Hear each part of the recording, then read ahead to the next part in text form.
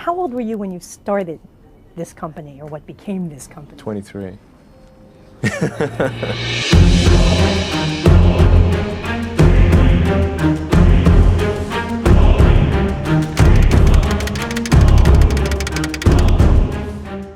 Zip2. Elon Musk's first company was a software startup that provided online city guides to newspapers, founded in 1995 as Global Link Information Network, Inc. It later rebranded as Zip2. The company assisted newspapers in creating online directories and eventually offered a platform for businesses to establish an online presence. Zip2 was acquired by Compaq in 1999 for $307 million, marking a significant early success for Musk. Whatever troubles Zip2 would later encounter, Musk's first move was brilliant. He launched his company in Silicon Valley in 1995, the very moment the consumer internet was coming to life. Armed with degrees in physics and economics from the University of Pennsylvania, he headed west to San Francisco, determined to plant himself at the center of the digital revolution.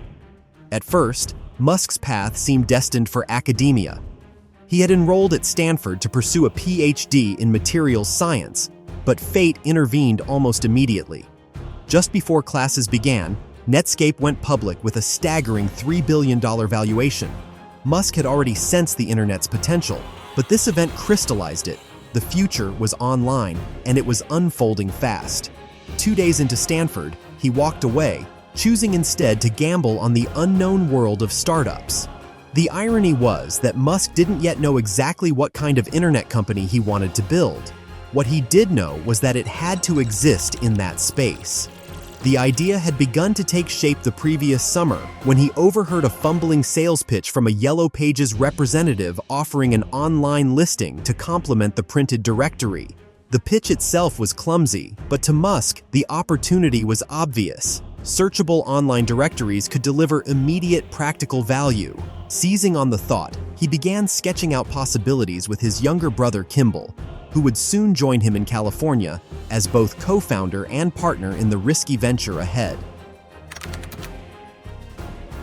Musk's first step was to buy a local business directory for a few $100s. Next, he secured free access to Navteq's digital mapping software. With those two resources, the plan became clear. He would write the code to merge them, creating a platform that combined listings with directions. The idea was simple in theory. As Musk liked to explain it, everyone should be able to find the closest pizza place and figure out how to get there. Today, the usefulness of such a service is obvious, but in 1995, it was a harder sell.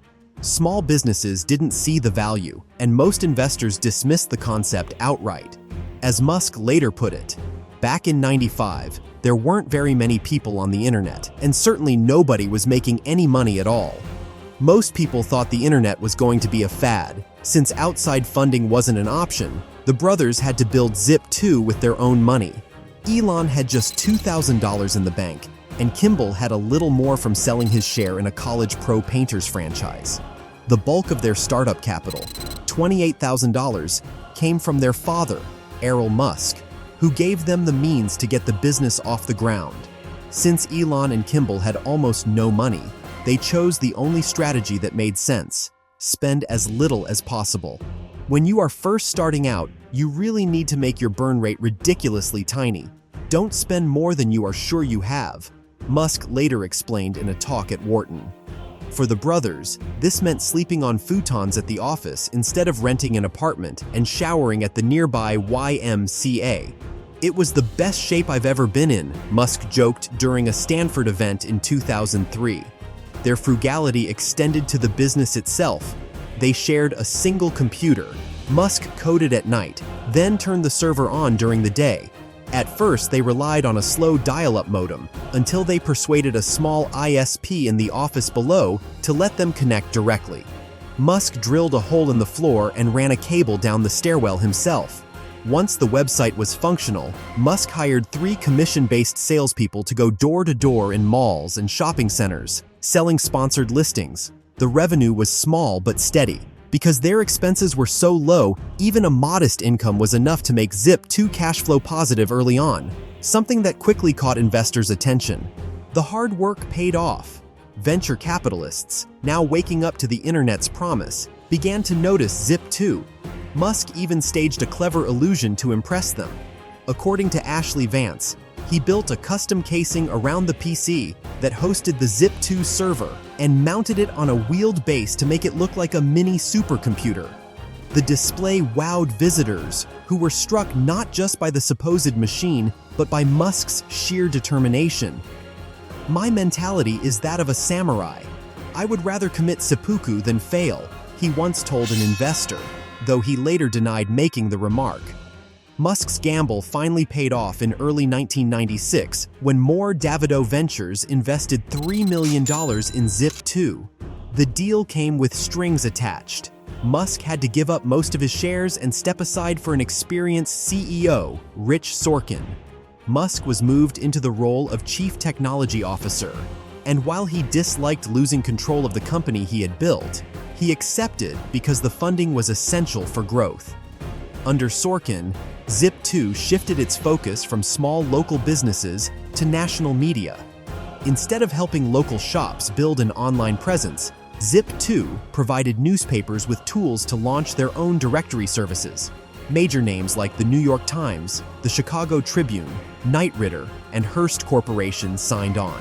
At that time, newspapers were still profitable, but already feeling the pressure of digital disruption. Zip2 positioned itself as their solution, and the business expanded rapidly. With new funding, the company could finally hire experienced engineers. Up to that point, Musk had done most of the coding himself. He was talented but self-taught, and his code was messy and difficult to maintain. The new programmers soon realized much of it had to be rewritten from scratch. Musk's early work, lacking proper structure, had turned into what they called a hairball, a complex tangle of code that was nearly impossible to manage. Musk often clashed with his team. He had a habit of rewriting his programmers' code at night without telling them, micromanaging their work and criticizing them harshly. This made him difficult to work with. While his bluntness earned him a degree of respect, it rarely earned him affection, a trait that dated back to his childhood, when his tendency to correct others often made him a target for bullies. These same habits strained his relationship with Rich Sorkin. Musk accused Sorkin of mismanaging the company, believing his strategy was too focused on supporting newspapers instead of creating products for consumers. While the media deals made Zip2 profitable, Musk felt the company was missing its true potential to innovate and shape the internet experience directly. By 1998, tensions came to a head when Sorkin attempted to merge Zip2 with CitySearch, a competitor with a broader national reach. Musk initially supported the idea, but soon changed his mind, convinced it would dilute the company's vision. He organized a boardroom coup to oust Sorkin and succeeded, briefly reclaiming the CEO position for himself. But the victory didn't last. Not long after, the board decided to sell Zip2 outright to Compaq, which was seeking to expand its Alta Vista web portal. Musk received a significant payout, but he never considered staying on. For him, Zip2 had been only the beginning, and his mind was already fixed on the bigger opportunities ahead. This is the end of story for Zip2, and if you stayed till the end of the video, give us a thumbs up, share and subscribe for more content like this also, to make sure you won't miss on the next episode, where I will be talking about X.com that later merged to form PayPal.